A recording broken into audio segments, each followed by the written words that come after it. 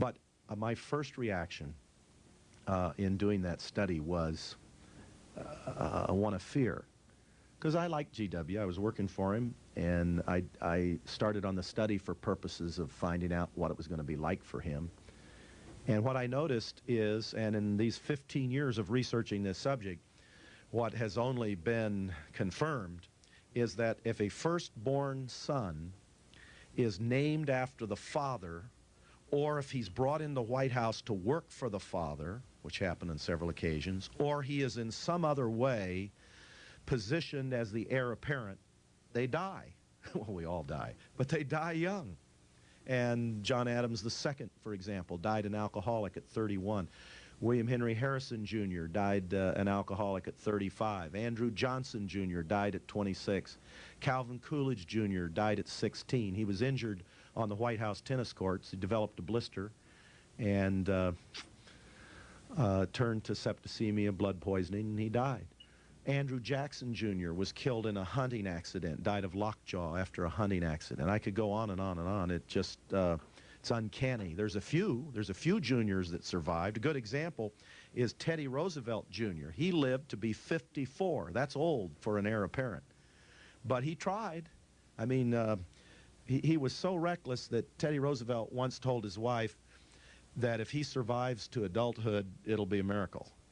And I've got a picture in the book, All the President's Children, that shows T.R. Jr. jumping a fence on a horse with T.R. watching on. He was very reckless. In World War I, T.R. Jr. was wounded twice. In World War II, he was in the heat of battle. He was the first in the landings in North Africa. And, you know, if you've studied a lot of World War II, the North Africa landings seem pretty tame. I mean, it seems like they came up to the dock and they all walked off. But T.R. Jr. killed somebody on the beach. He shot a German in the head in hand-to-hand combat on the beach. He was the first to land in Sicily with the first wave in Sicily. And, of course, he was a general by that time. He was in the first wave that landed on D-Day, and he was the only general to land with his troops in the first day and the first wave in the D-Day invasion. In fact, in the movie The Longest Day, Henry Fonda plays T.R. Jr., and he stands out there on the beach with his cane. He's hobbling around, and these bullets are whizzing by him.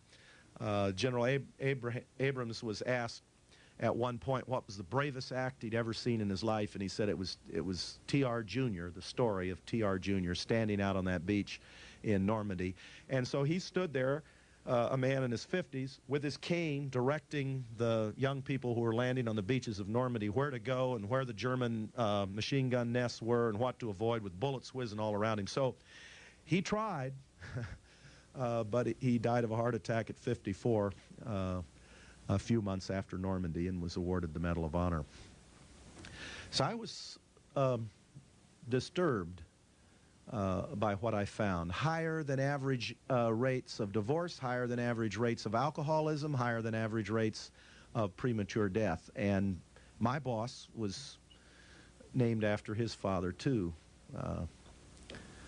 So I presented this study to him rather timidly because I knew him, and I know that, you know, he can't be stampeded into anything, and he's understated, and as his pop and the whole family is. So I just kind of gave it without comment, and he looked through it a little bit. And the only comment that he had, at one point, there was a very eerie mirror between the George Bush family, Sr., and the Franklin D. Roosevelt family, in that each had 4 boys and a daughter, and each had a 6th child that died early.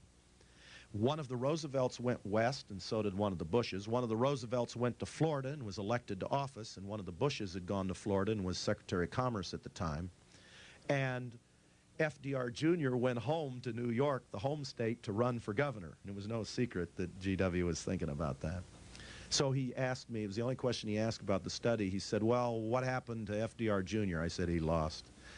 And I said, in fact, no presidential son has ever been elected governor. And he groaned, and that was his only reaction. And then it went into file 13, and for 15 years, I've been clipping and pasting and correcting my 44-page memo, which has become a 600-page memo.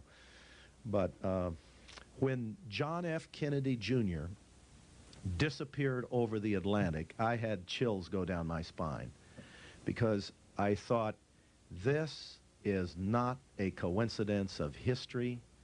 This has happened over and over and over again. There is stress on these young people.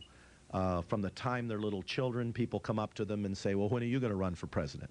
If they bear the name Andrew Jackson Jr., Andrew Johnson Jr., Calvin Coolidge Jr., if they bear the name, it's killer. And I had someone the other day talking to me about this very same thing, and they said, well, George W. Bush escaped all that, and he didn't. He had a drinking problem. He was headed with all the confidence of a sleepwalker right down this same path that other juniors had gone, and he took charge in his life and made a decision and changed, turned it around, but he was headed that way.